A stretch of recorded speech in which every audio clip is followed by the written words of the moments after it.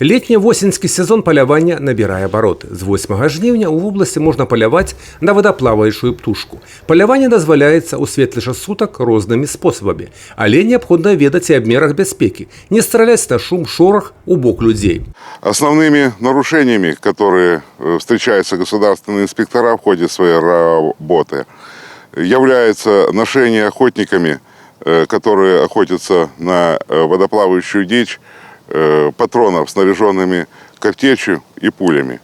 Это значит, что охотники уже заранее готовят себя к совершению нарушений природоохранного законодательства, граничащего с уголовной ответственностью.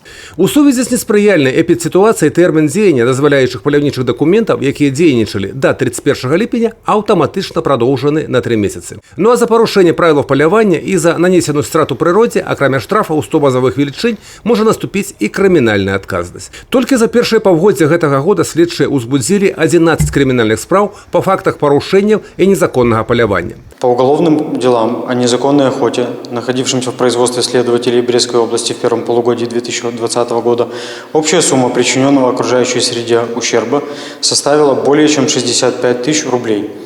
Причиненный ущерб возмещен на сумму более 57 тысяч белорусских рублей, то есть более чем на 90%. В целях обеспечения возмещения причиненного ущерба на имущество обвиняемых следователями наложен арест.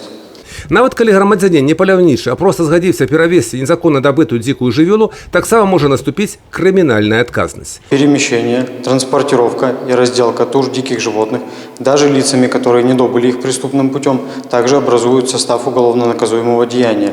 Такие лица подлежат уголовной ответственности. Юрий Пешур, Александр Сивицкий, Алексей Рыбкин, телерадиокомпания «Брест».